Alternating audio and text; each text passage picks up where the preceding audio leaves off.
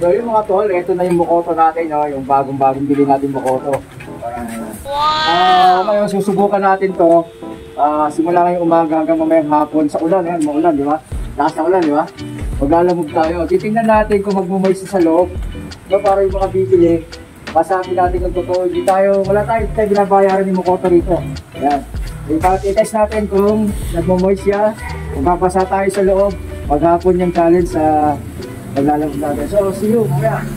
At ito na nga yung nangyari at hindi ulan yung aking naabutan dito kundi baha. So, grabe yung mga pinagdaanan kong baha dito kaya panoorin nyo itong video na to hanggang sa matapos to dahil makikita nyo na lumalangoy yung motor ko rito.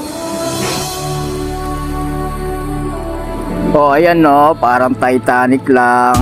Grabe naman yan no. Daw yan, sa bandang Bulacan mas matindi. Kinakaya naman ng mga motor pero ang ahaba daw dito.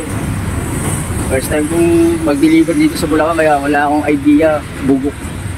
Ang dami pa naman laman itong pagkain ko. Paano kaya ito? May mga nakakadaan ng mga motor ayan o. Pero siyempre may bigat yung dala ko eh. Wala na kasing ibang daan dito kundi ito lang papuntang Bulacan. Itong pulo na to. Kawawa tayo. Ayun, may nagano ng motor. Pinatay na lang nila. Bakit pa pag naka-andar? Mas maganda ba patayin? Hindi. Hindi naman, mas maganda pa pa rin. Oo, kasi at least matuling ka, mabababad yan eh. Oh. Hindi naman abot yan, hindi pa mapapatayin na kasi. Dito malalim? Malalim yan. Malalim yan sir, dito?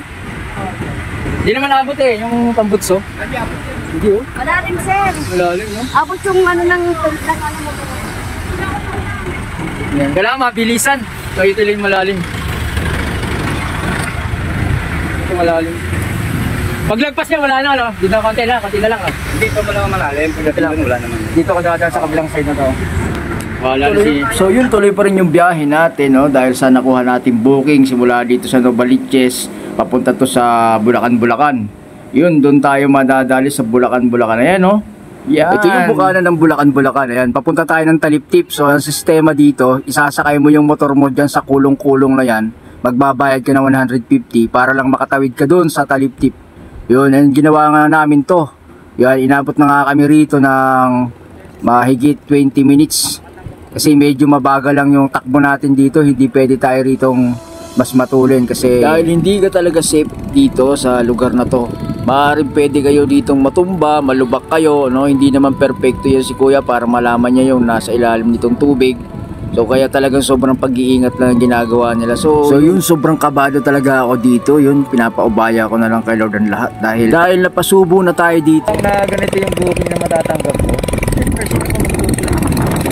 So dito nga sa sitwasyon na to at nagsisisi ako kung bakit napindot ko yung booking na yun. Kasi 150 lang ang bayad dito. Ayan, bayad dito. Tapos yung rate pa sa lalam mo, 170 lang.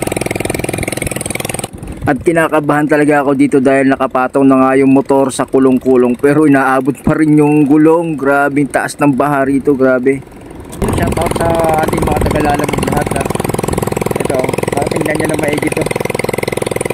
So, Bulacan. Pagpasok pala ng Ubando. Eh kung alam ko lang na ganito yung dadaanan ko eh, dapat bangka na lang yung ginamit ko rito. Patong yung motor sa kulong-kulong. Tapos may posible pang tumakas yun.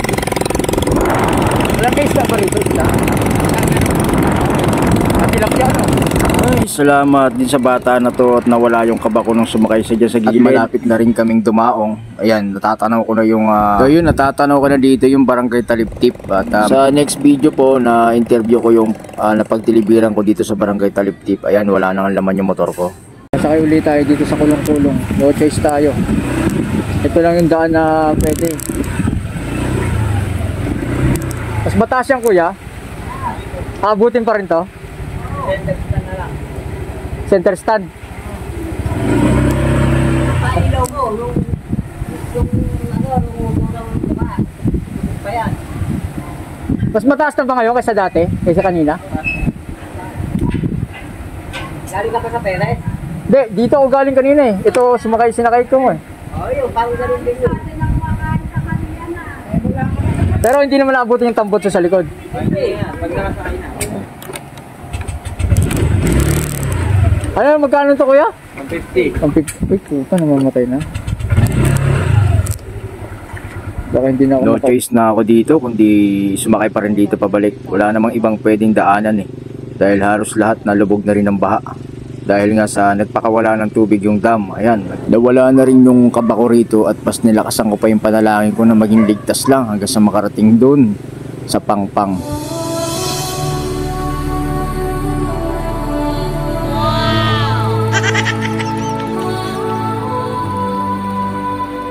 At yun na nga, ang review ko dito sa Mokoto na to, sa unang araw pa lang ng paggamit ko, ayun na yung mga karanasan sa buhay ko. So sana, nasusunod, mas maganda naman Mokoto. Salamat. Thank you Lord, at ligtas pa rin ako nakauwi. Ayun, hanggang sa susunod na lang na pag-review sa Mokoto Ringkot na to. Yun, salamat po sa lahat.